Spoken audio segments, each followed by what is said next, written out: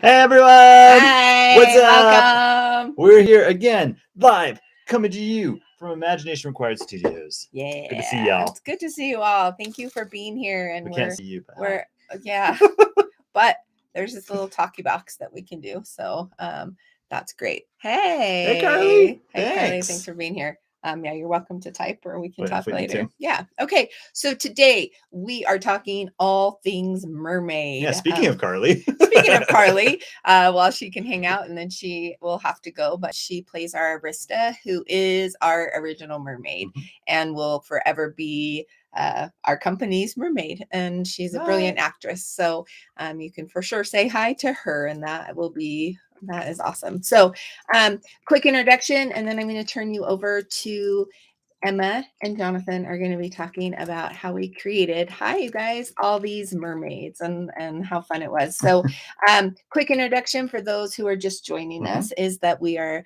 a family who decided to start a company and to put together some really great media that is family appropriate is what I would say. Yeah. So family safe. Family safe in that, like, our content is all clean and free from language and explicit content, but still engaging and still a little creepy sometimes and all of that good stuff. So exactly. That is our mission. I am the mom of the crew.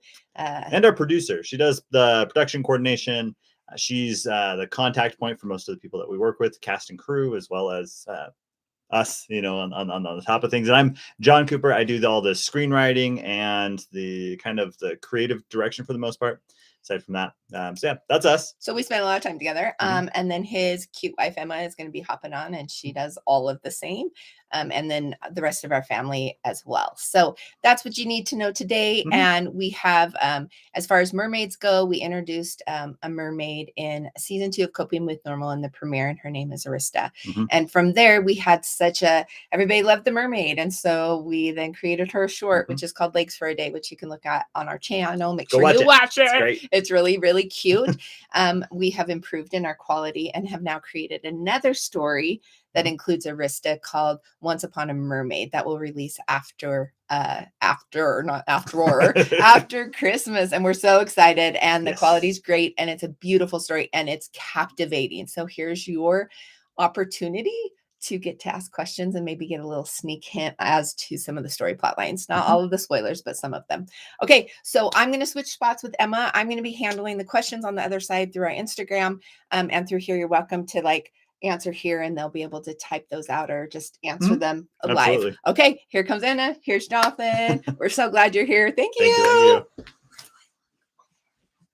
Just straight up. So, like my mom said, we're just going to be answering your questions and talking a little bit about the process of not only the upcoming Once Upon a Mermaid that will be releasing again at the end of December, but we want to talk about the mermaid Arista throughout the entire Coping with Normal span and all the mermaid tales that we've told up to this point. By the way, this is Emma, my lovely wife. She does a lot of the production end of stuff too. Her specific skill sets include scheduling. She's phenomenal. Love all the schedules. Songwriting. So you do a little bit of that too. I do all of that. She does all of that. She's the mind behind the songs that you hear in Coping with Normal. If you hear a song, Emma has been a part of it, essentially. And you dabble in costuming for the first season. That was exciting. I did a little bit of everything, especially in that first season where we wore many hats, but it was lots of fun. Thank you, Kenna. That's very, very nice. We love that trailer. It's one of the favorite ones that I've ever made. He worked really hard on it. Did work hard on that. He did a good job. But it looks amazing because the show is amazing. There's a lot of great stuff to pull, and I'm glad that we're addicting. That's the goal. Yeah. Not just clean media, but clean media that you can get addicted to without feeling guilty. So let's talk mermaids, shall we? First off, let's just start at the beginning. What made me want to write, a mermaid. Where did the mermaid character come from? What kind of I think happened? it was mine and Steph's idea actually. That could be, actually. When we were creating season 2, we started talking about magical creatures coming Mhm. from Allura to the real world. Mhm. And of course, our first idea was a mermaid because we have access to swimming pools and stuff that we could film in. So we 'cause thought that it'd was be the a fun really idea, right? Yeah. Was that modern twist. I mean, ideally, in at the beginning of the day, season 2 was supposed to be something very, very different than it ended up being. Yeah. Coping with Normal season 2 was supposed to be all set in the school, right? So it was supposed to be these kids still going to school, still trying to live their lives, but magical creatures from Allura were integrating into the school. They were appearing in the school, and so they were having to take these magical creatures and keep them secret and like hidden and stuff like that. But COVID shot that in the face. That was unfortunate. Yeah. So like we couldn't do that. It kind of really ruined those plans.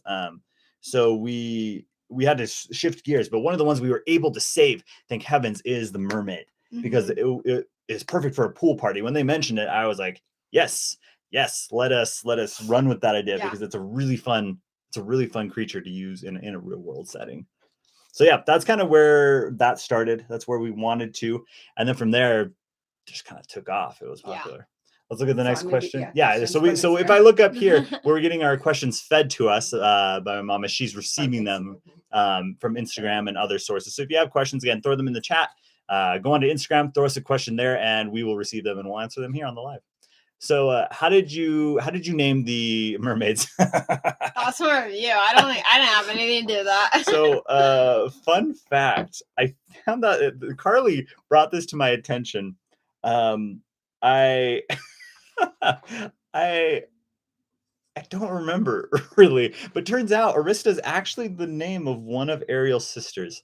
Did you all know that? I had no idea.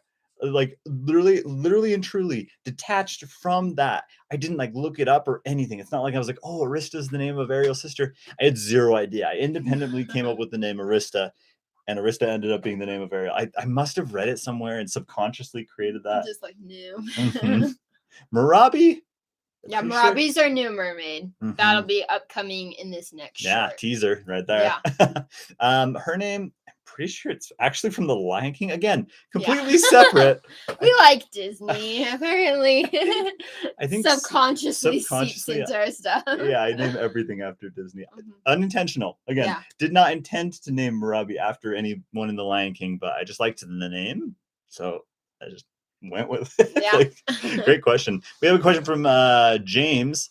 Looks like, as the cinematographer, my question is how you came up with Mermaid World with sirens. Oh, that's a This is one of my favorite That- parts of the new mermaid mhm, world. mhm. And it's gonna be really cool. We'll tease it a little bit because we don't want to spoil everything. You got to go watch Once Upon a Mermaid to find out what the difference is between a mermaid and a siren. Mhm. But it's a great question, actually. Thematically speaking, so what I can tease is, there's a mermaids are like good mermaids, and sirens are like bad Mhm. mermaids, right? And oh, hey McKinley, what's up? We got our dragon in the house. What's up? So the way that I came up with like the idea just simply of there being good mermaids and bad mermaids was, thematically speaking, as I created the story, you find these fun little things based on the theme. Once Upon a Mermaid is a story about Arista, and she is someone How mermaids who come to be. in essence, yeah. Mhm. And it's in that she's struggling with her identity, who she is, being confident in herself, feeling like she's good enough, like she's smart enough, like she's pretty enough. And so thematically taking that and saying, having that have an actual physical manifestation within the world itself. I won't tell you too much more about that, but that's kind of where that came from. Is I needed there to be a real world consequence for Arista's emotional development. That's all I'll say. It's very, very cool. I'm obsessed with the whole story of Once a Mermaid, and I think it's one of your most genius world building moments. Oh, thanks. So go watch it when it comes out in a few weeks. Yes, I am his biggest fan because it's very, very cool. Okay. Next question is, where did you film? Like, how did you find the places? So that's the fun thing about doing mermaids in Utah is obviously there's no beaches or anything like that here. None. So obviously for season 2, most of Arista was filmed in the pool, so that was easy to do. Our other ones we filmed at Utah Lake for Legs for a Day and for the part with Morganoth and Arista in season 2, just like right at the beginning. And for this upcoming short, we filmed, what was it, Tibble Fork Reservoir?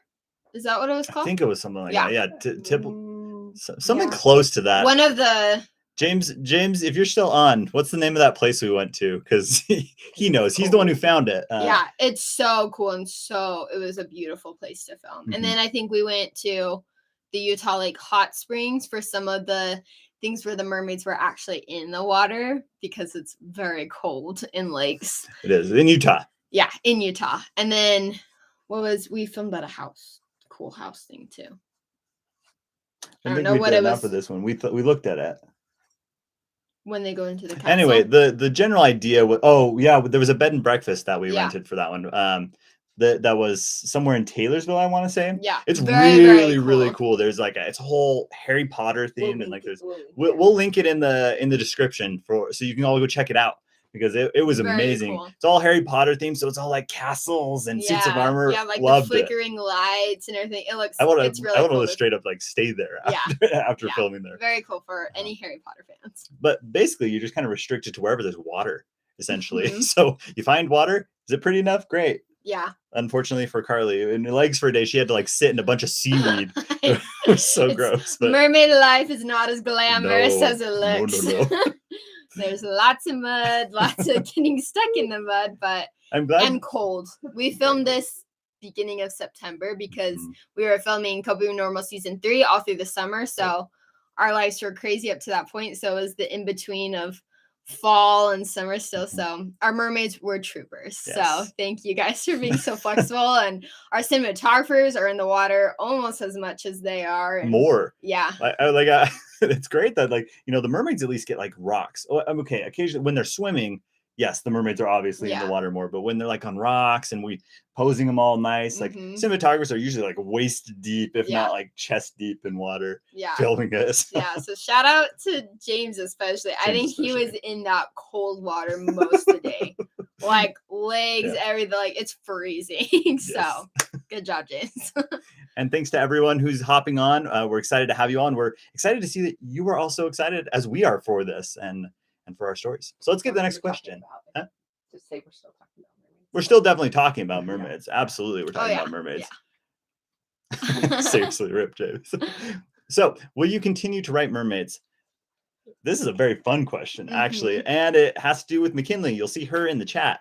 Because we've already announced this, we are actually planning to write more mermaids. Yes, there is an entire mini series that we want to create in the future called the Dragon and the Mermaid, which I'm stoked out of my mind for. It's one of my like passion projects as far I mean, obviously all of this is a passion project, but that one particularly, like, I'm very passionate about. I'm very excited to get the ball rolling on that. There's just a few things we got to check off first, but yes, the thing is, like, everybody seems to love Arista the Mermaid and mermaids in general. So yeah, I think there's plenty more mermaid content where this came from. So yeah, be and looking that one will forward be fun too, because like from what we've talked about, there will be cameos from people all throughout Coping with Normal. So it'll be a very fun one for Coping with Normal fans to continue after Coping with Normal's done. And that's a great little plug there.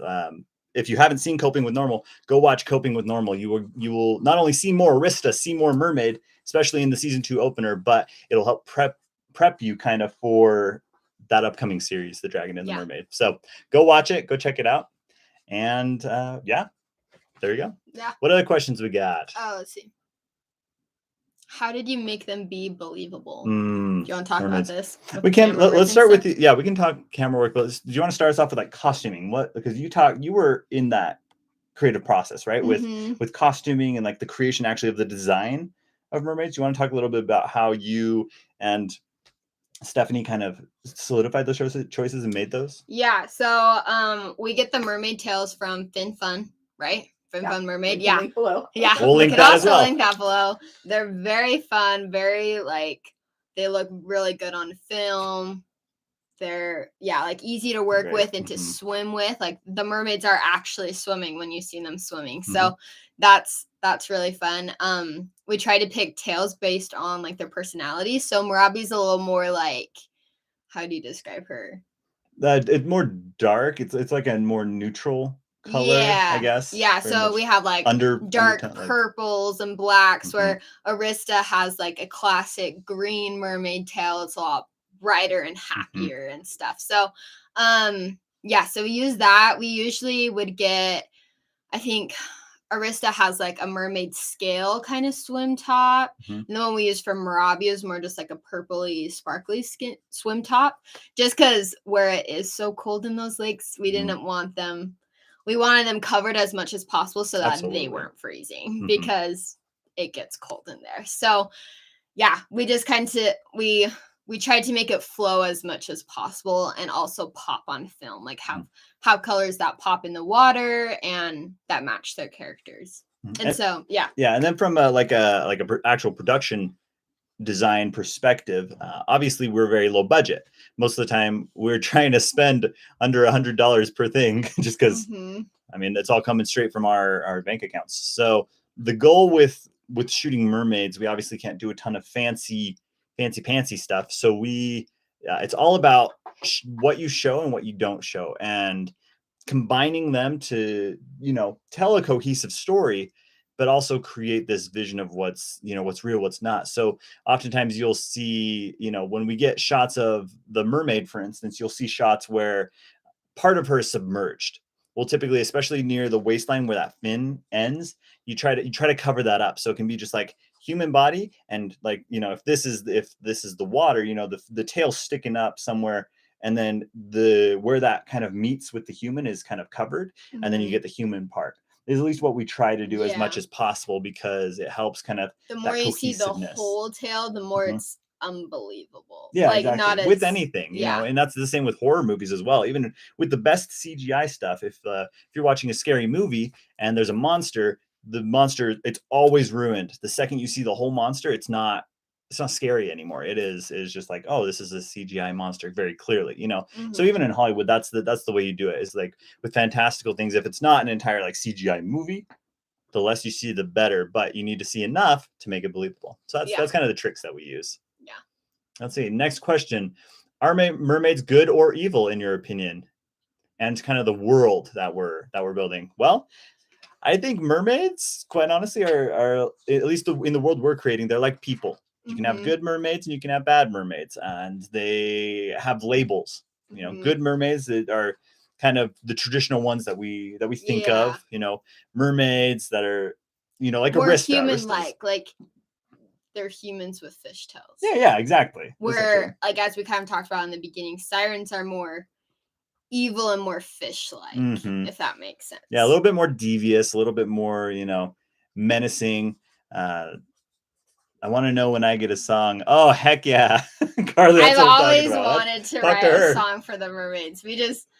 I think, it's just been busy, but I have for sure thought of some songs, like some potential. It's all about like when the story calls for a song. And so finding that moment in the story where the song moves the story forward and shows a little bit more of their character. So we have definitely thought about that, because you live in Elora, so everyone sings in Elora. So that's part of the course. I'll get thinking on that one. But yeah, that was kind of 2 for 1. So that's also like, yes, we would love to get you to sing, Carly, and then B, that's kind of the good and evil. It's just like people, and there's a little bit more to it, but I don't want to spoil everything. But there's a very we do creation. We do mermaid creation very interestingly. So I'm really excited for everybody to see it's really, really cool what they think.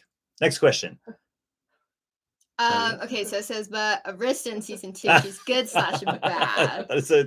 It's true. Great question. So just like how we were talking about how, Arista's a mermaid, so she has human like personality and like, just basically a human with a fishtail.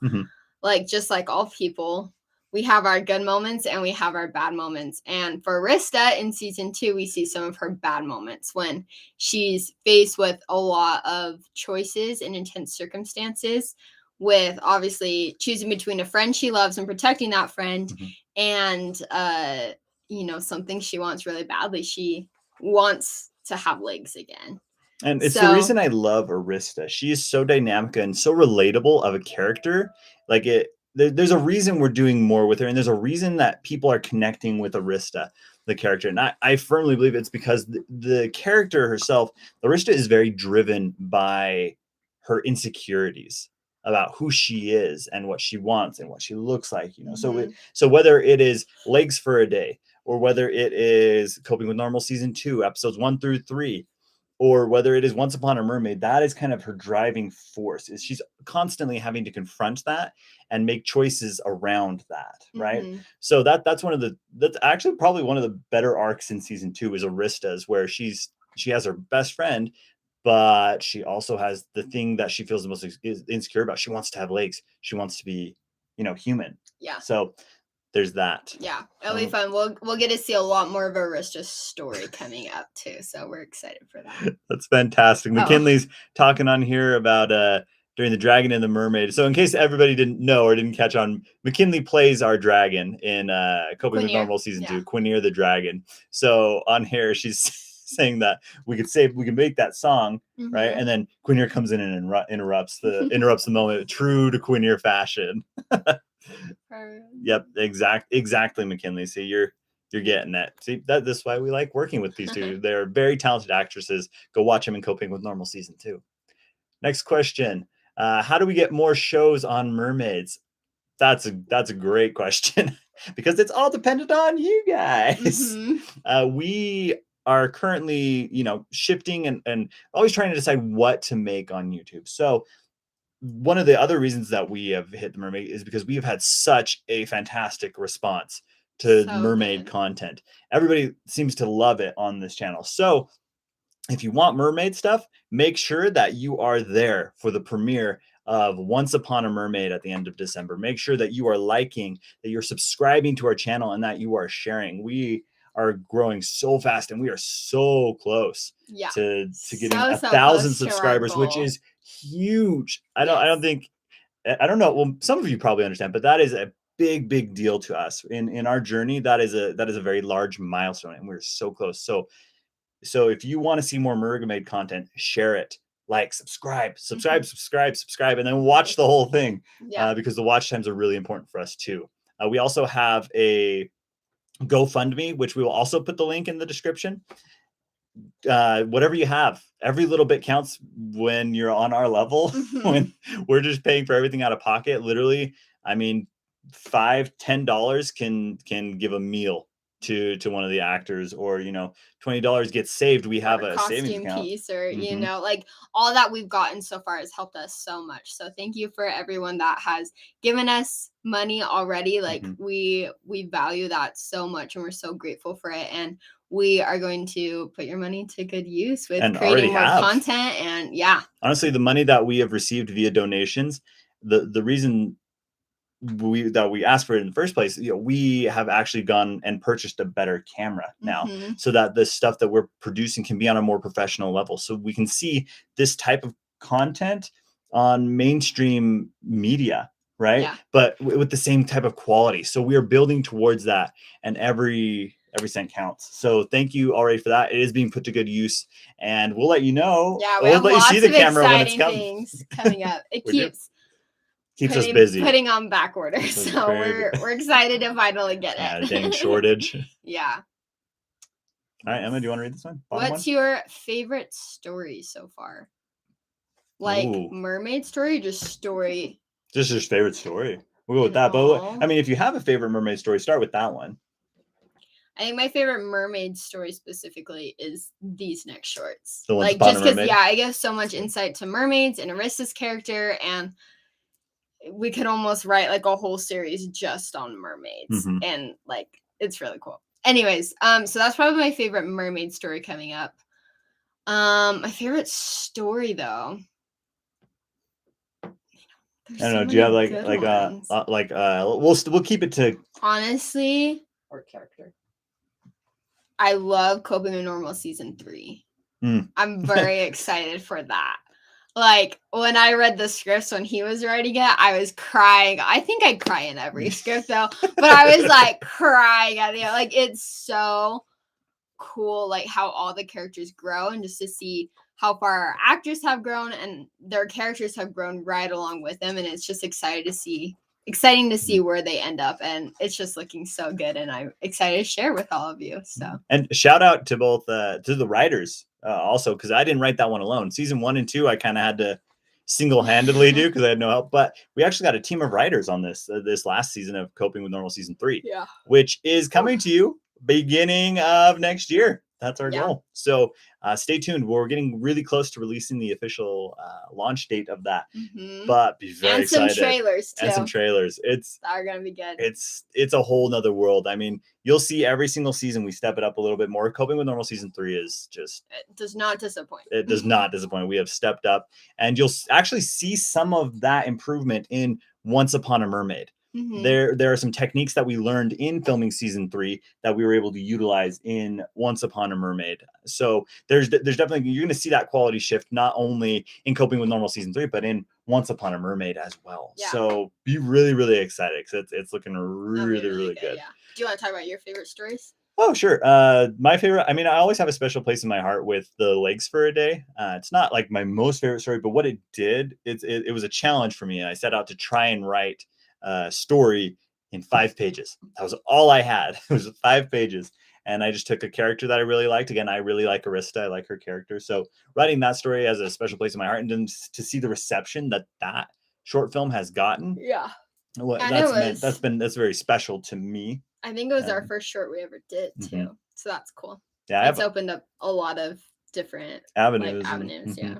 It's something, it's hard for me to just say which mermaid story is my favorite, because to me it's all one story. I just see it as one thing. So I'm like, oh yeah, I guess there's different releases, but you can't really have one without the other. If you detach them, you'll get a good story. Sure, I make sure of that, but there's a cohesive story. Watch all 3 of those. Especially Legs for a Day, Coping with Normal season 2, episodes 1, 2, and 3, and then Once Upon a Mermaid. Once Upon a Mermaid.